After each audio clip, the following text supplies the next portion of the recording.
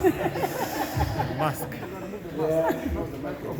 I can remove the mask. The mask. Yes. Okay. Praise the Lord. Amen. Praise the Lord. Amen. And God bless you so much. God bless you so much.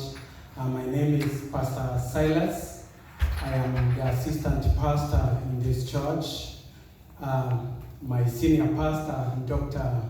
Reverend Correo, is not available today because the first lady was not feeling well. So as the assistant pastor, he asked me to stand on his behalf. And our protocol in ministry, the president of Court of Council, there is a protocol in politics. And there is protocol in ministry too.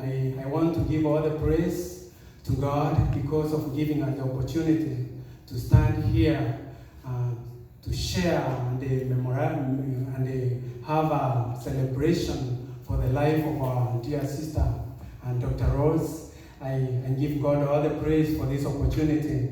I as well want to honor the anointed servant of God, Dr. Reverend Correo, for accepting, allowing us to use this sanctuary, and also for allowing me to stand on his behalf today. So I honor the man of God, and I also pray that God will continue to bless him. I don't know how much I can say to the family of Rose, but I just want to say, may the Lord continue to comfort you. May the Lord continue to strengthen you. May the Lord continue to open your eyes to see which directions you are going and guiding you and making a purpose out of every moment. I admire so much what one of you, the sister to Rose, spoke here with a lot of wisdom. And I thought, I think the service is over because she spoke like a preacher, she spoke like a sister, she spoke like a big sister advising all of us. And I sat down and thought, that's wonderful. So God bless you so much for taking taking what has happened in a very, very wise way. We'll continue to be with you. We'll continue to support you in every way. We've lost a member of this church because when Rose came from Houston, the first thing she told Dr. Correo is that she wants to be a member of Ushindi. So we've lost a member. I will say a few things about Rose as I continue sharing with us. I'm kind of summarizing what many of you said because a lot of us have been speaking. So I'm going to share a little bit about Rose, because not about Rose exactly, but I just want us, when this has happened, I just want us to also take some time and reflect on the life of Rose and learn from it. Because as human beings, of course, there is no time we are going to anticipate or long for such a moment. There is no time we are going to look for forward to such a moment. As a pastor, I don't look for moments where I'm going to preach in a memorial service. Neither is any family looking for such a moment. But the reality is that these things happen. Praise the Lord. Watu wamegimia sana wameniangalia. Hallelujah. Amen. Yeah. So there's no time that you'll be like, this will happen. You heard of the mother, how she's taking it, and the father and the brothers, the sisters, the niece and the nephews, and the friends, and the colleagues. So this is not something we expect, but we look forward to. But when it happens, as wise men, we have to stand and say, okay, Rose has gone. And the God who gives us the gift of life, God who has control of our life, who decided to give us Rose, he has decided to take Rose. And after he decides to take Rose, we can reflect on our life. We've reflected on it as many people are talking. And then as wise people, as wise men and women, we can also say, let us see what we can learn from our life. So today, I just want us to think about how can you leave a mark? Because the things that we are talking about in our life is mostly about the marks she left in the hearts of little kids, even nieces saying, this is my best aunt. There is something that was in the heart of that kid when she said that. And in the hearts of employees when they said, she told me I must get that doctorate. Kenyans don't fail. So there are so many marks that she left. But I just want us to reflect on how can we leave a mark. Praise the Lord. Amen. In the book of Acts chapter 9, verse 36, the Bible talks about a lady called Tabitha. The other name was Dorcas. This lady herself was a widow. That means she was not even rich or famous or powerful. But she chose to do the right thing, to leave marks in the life of people. And the Bible says the day she died, not many knew she had died, but there were widows, poor people in the society that she had touched. They all came with the garments that she had made. And they came and cried unto the feet of Apostle Peter, and he told him she has died. She made us these clothes, and it touched Peter. It touched God. Praise the Lord. I want to tell you that those little things that you do, you must make a mark. And to make a mark in the society, praise the Lord.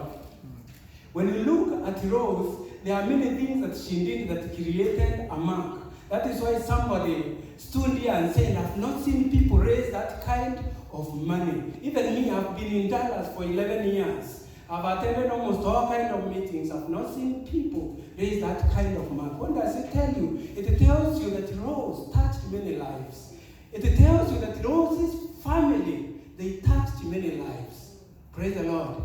Weka hapo tu kienda ile kazi ya hospitali, going to the hospital, and they're not participating in the society. Praise the Lord. I don't want you to say now, amekuja kutusomea kwa memorial service. Hallelujah. So I just want to tell you that you must think about making a mark in the society, making a mark to the people that you meet. What have you done that somebody can remember? What have you done that your family can remember? What have you done that the society can remember? Don't tell me that you fed your children. Don't tell me that you bought a dress to your wife, because that is normal. Have you done something outside the normal parameters? Have you done something outside the normals? Have you helped somebody you're not even related to? Have you created a mark in a certain way? As we reflect in the life of this beautiful lady, let us remember that she touched lives. Can we touch lives? Praise the Lord. The Bible says in the book of Proverbs, chapter 3, verse 27 to 28. I'm concluding this meeting because we listened to all the wisdom. So it's like I'm concluding what you all said. The Bible says, do good when it is in your power to do good. Is there a moment that you had an opportunity to do good, but you did not grab that opportunity? Is there a moment that something needed help, but you did not help, you just ignored it? Are you that person who is so focused on building yourself that you did not help anybody? Remember, God has endowed with all those abilities. God has given you all those resources, not for your own self, so that you can use them to make a mark. He has empowered you so that you can make a mark. Praise the Lord.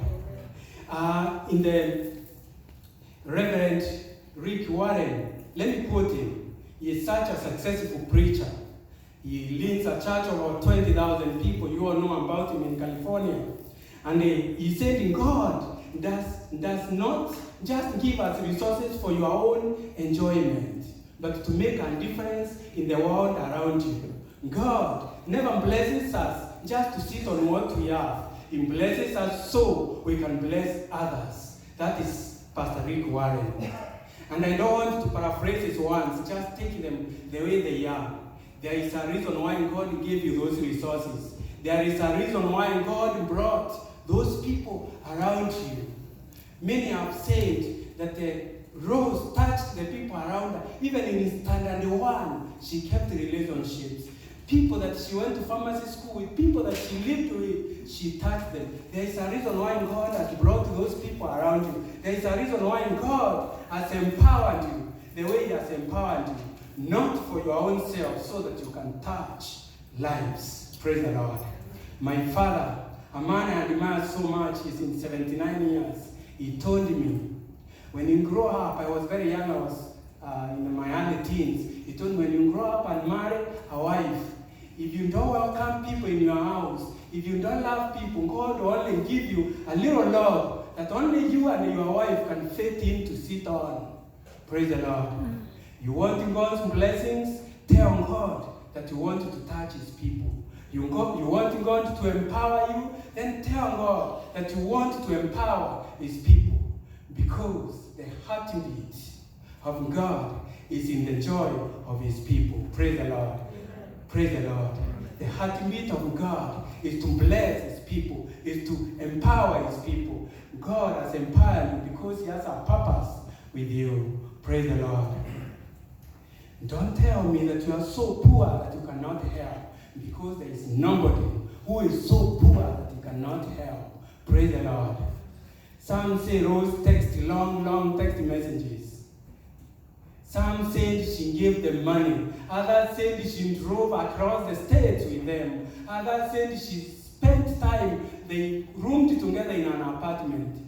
Nobody seated here, nobody watching online, nobody listening all over the world is too poor to give. There is something that God has endowed you that you can give. Let me give you an example, another example. In the book of Acts 16:14, verse 15, it says, on one who had us, that is Paul giving a report, who had us was a woman named Lydia from the city of Thyatira, a seller of purple goods, who was a worshipper of God. The Lord opened her heart to pay attention to what was said by Paul. And after she was baptized and her household as well, she heard us say, if you have judged me to be faithful to the Lord, come to my house and stay.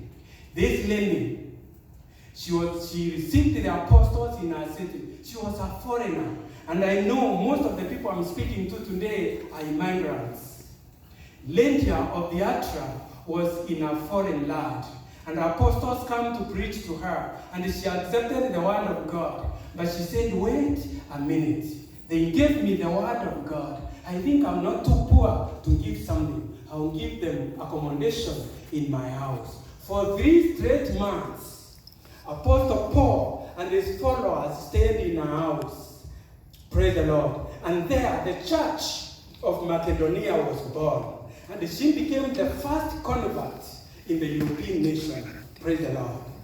She realized that she can give something. She realized that she was not so poor that she can't give anything. And I want you to realize that as you reflect on the life of Rose, you are not so poor that you can't give. Some of us are used to counting bills. I have these bills, I have these bills to pay until they can't help somebody. Right now, there's a pandemic. There are people who need your help so much. As you reflect on the life of Rose, think of what you can do. Maybe you can make a phone call and encourage somebody. Maybe you can text somebody. Maybe you can cash up somebody some money and help them.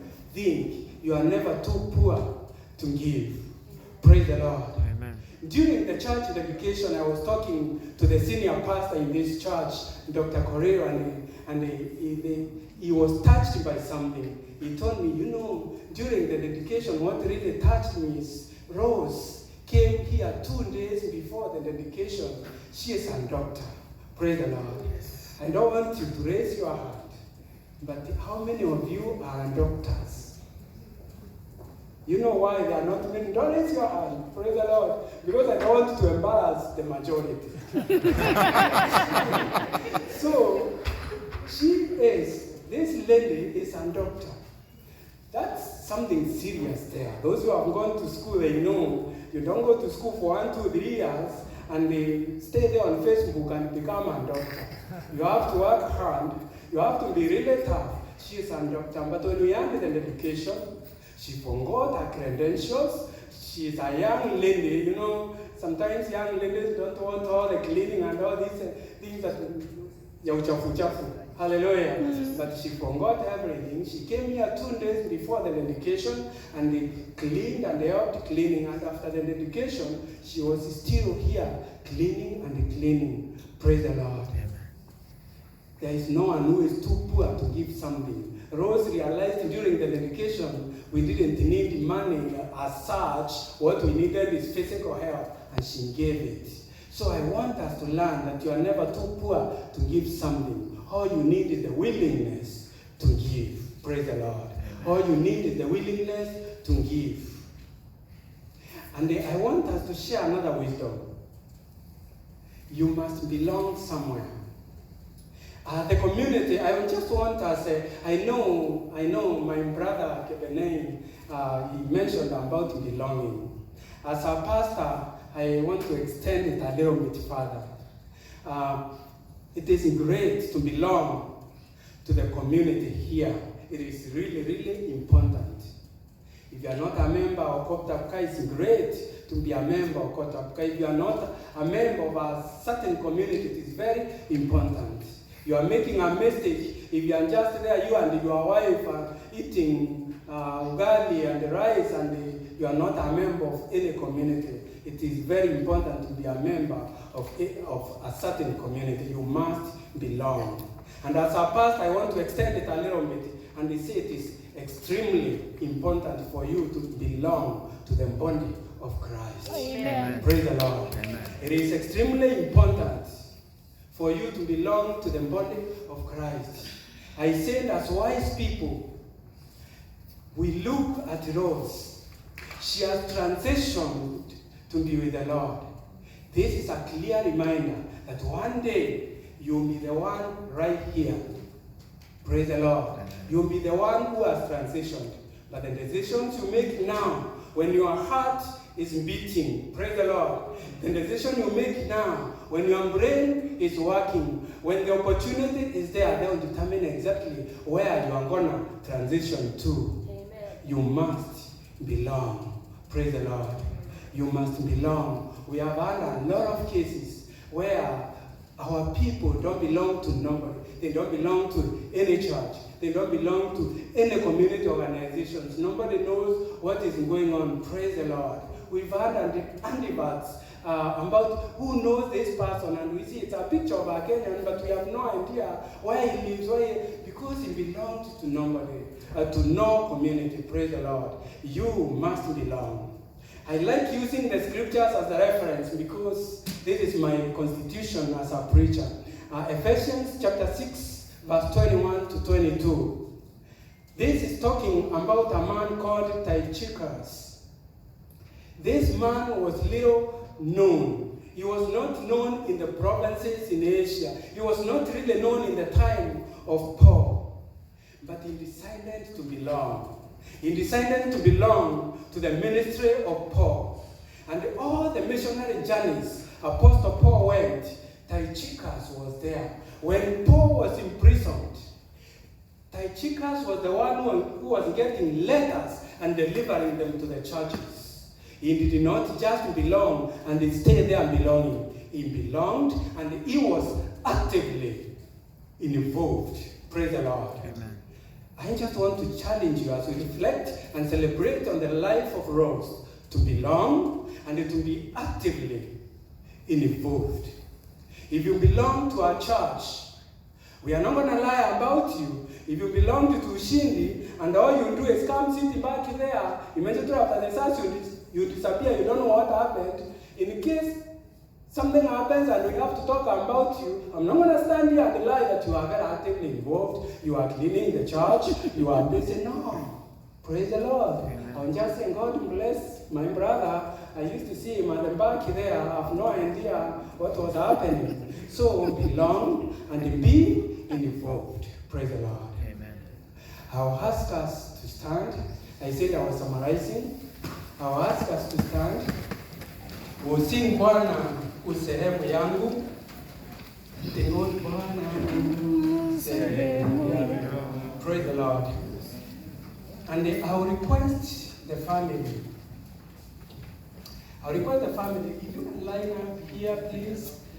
If you are not too many, we are still trying to observe the social distancing. We'll make a prayer for the families. If we have pastors here, normally we request the pastors to come at the front, but I'm not going to request the pastors to come at the front because of the social distancing. But the family, if you can line up here, everybody will stretch their hands on you and make a prayer for you, for God to guide you, for God to strengthen you, and for God to continue expanding you. So as we sing Bwana Usehemu Yangu, the family will come forward, we'll pray, and after that, the master of ceremonies, my brother Bernard, will come and give us directions on what next.